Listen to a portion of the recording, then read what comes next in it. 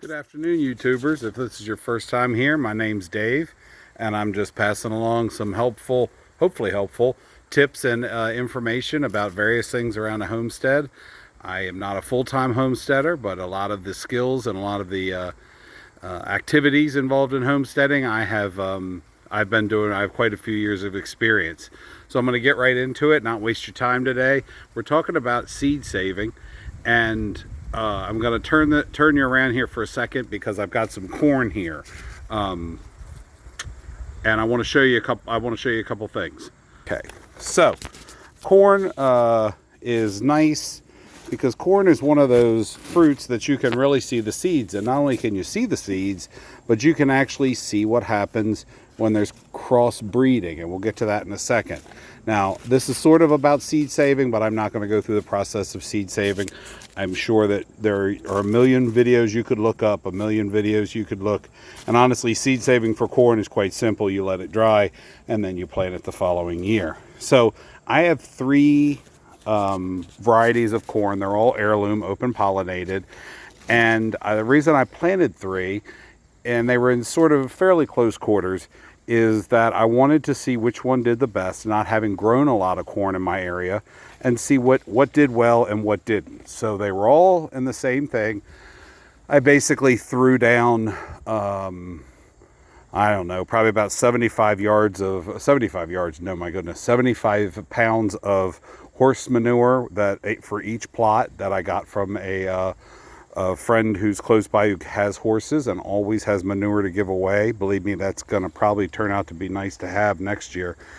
And then I covered them with some wood chips and let it sit for 2 months or 3 months before, and the manure had already been aging in a pile, so they sat for several months, and then the corn was planted right into that. So here I have what's called Bloody Butcher. This is a variety I got called Johnson County White. And then this is another kind of a unique heirloom from Mexico called a Wacken Green. And you can see why it's called that. And of course, same with Bloody Butcher and Johnson White. They're not super creative. However, they are certainly distinguishing names.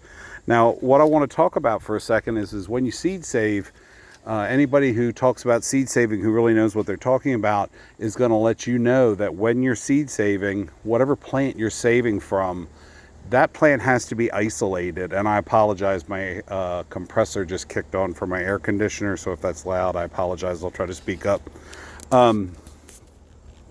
If you are seed saving, the plant that you have to be sure that it is true to itself, or it's been only pollinated by other of its kind. So if you're going to save Cherokee tomatoes, you got to make sure there's only Cherokee tomatoes around. If there's other tomatoes around, you could have cross-pollination, especially with the big bumblebees that love to pollinate tomatoes.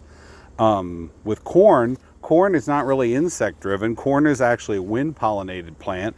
I did do a video several weeks ago where I was showing how I hand pollinate silks, and I was very meticulous about that, coming out almost every day and hand pollinating. But I want to show you a couple things, and I want to show you this because this is a good visual representation of why you have to be sure the plants that you're picking from, no matter how hard you work, are the ones that are only pollinating themselves and staying true to their strain.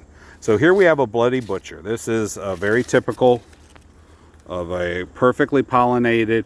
It was called that originally because it was supposed to it look like the blood splatter on a butcher's apron, white apron.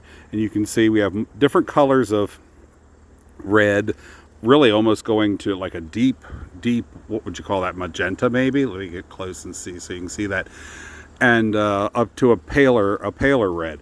The same goes with the Johnson County White. I literally just picked this, so apologize, it's got some silks on it.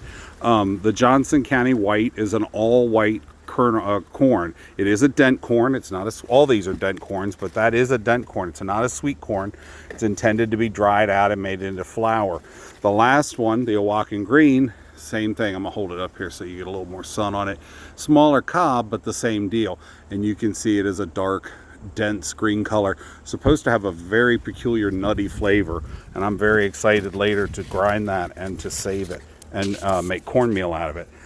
But as meticulous as I was, the wind is the wind, and these are wind pollinated, and things happen. And so while I have, for example, this bloody butcher corn, which again, visually you can see, there really is no, that's completely pollinated by itself, by other corn from the crop. Here's another one though, and look at this. So this is a much smaller kernel. It was one of the later ones. I probably didn't come back around or even notice it in order to hand pollinate it. But do you see that? You see that yellow right there? See how yellow, how much lighter that is?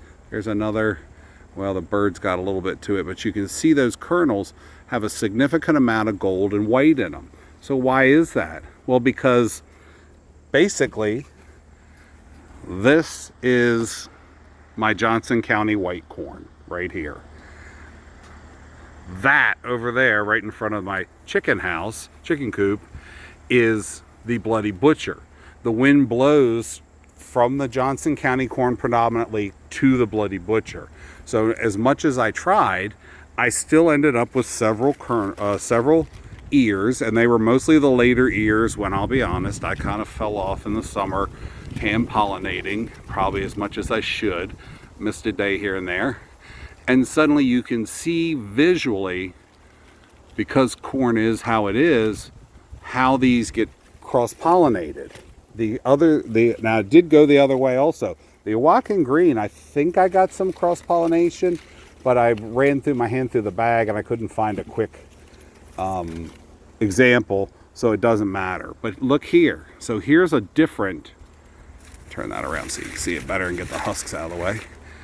Okay, here's a different white Johnson County white, and look at that right there. Suddenly we have a purple kernel there. That's not from this corn. There's another one right there. They were always purple ones. I suspect they're from the bloody butcher, but it could be from either one. And so those kernels represent a male seed or sperm, which basically, here we go, came from the tassel and fell down onto the silks. So when we have the silks, and you can see the silk sticking out right there, those are the old dried ones. Every single silk goes to pollinate one kernel of corn. So you can have multiple corn kernels, wow, that's hard, say that 5 times fast. Multiple corn kernels on the same cob that have been fertilized in different ways. There you have it. You see it right there.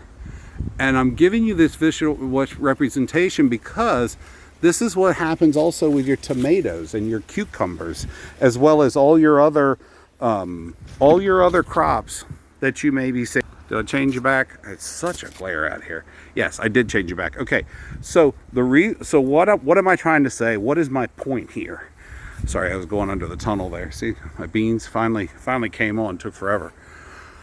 My point is that those kernels, while tasting just like corn, I can grind them, I can use them for meal, I can do whatever, but they've been cross-pollinated.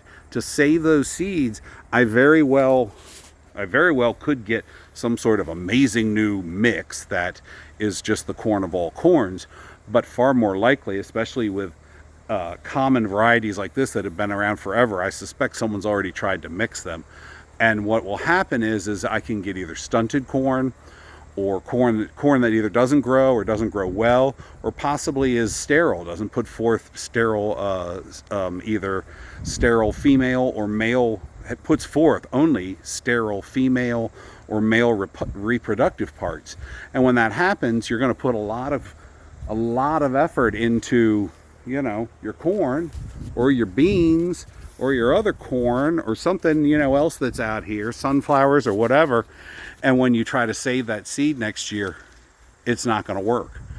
And that's why everyone tells you, and that's a good visual representation. When you get a cucumber seed or a tomato seed and you go and save those, you can't see that it's been cross-pollinated.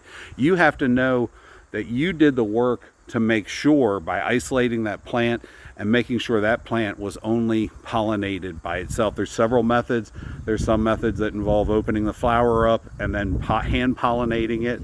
and then covering it so nothing else can get in there. All these methods can be found on to assure proper fertilization of plants. Another good one really is just to plant several plants of the same strain that you're going to want to save far away from everything else, and usually that does take care of the trick. And most of the seeds that you're going to save then will be true to the species, true to the variety.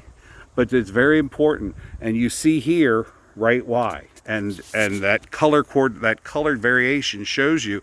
And I can open up, I've got several onion bags full of cobs of corn right now hanging in my garage drying, and I can show you multiple examples that despite me coming out every day or almost every day and hand pollinating the corn, a fair amount still got cross-pollinated. So even though you think, oh, they're 10 feet apart, they're 20 feet apart, they'll be fine, that little bumblebee or honeybee or the wind, it does a better job of pollinating than you think. These plants have been around millions of years for a good reason. They do a good job of making sure that they set fruit and that they are able to have seeds to reproduce. For you to save those seeds, it involves having the same strain. So I just wanted to pass that along. I thought it was a pretty neat visual representation of what people are talking about and why they're talking about how easy it is to cross-pollinate. Like I said, I could plant some of those corn mixed kernels next year and I could have some sort of great new strain of corn come up. And don't think I probably won't try planting a few away from everything else and seeing what happens. But you got to have those true varieties that are true to their parent and their lineage in order to be sure that you're going to have fruit that you can depend on either for your canning or preserving or whatever it is you do. So if you have any thoughts on this, please leave a comment. If you like what you see, please prescribe. No, you're not a doctor. You're not going to give me medicine. Please subscribe. And I'm going to hopefully be able to continue doing these as well as doing them a little more frequently. I know I did miss a few weeks here just with personal things. I had some time with the cough, as one other YouTuber calls it, and so it's really kind of wiped me out. But in the meantime, I'm getting better. If you have any thoughts on this, again, leave a comment. Let me know what you think. Let me know if this video was helpful. I really appreciate you hanging out here and listening and sharing a little time with me. And as always, stay safe, stay prepared, and I'll see you on the next video. Thank you.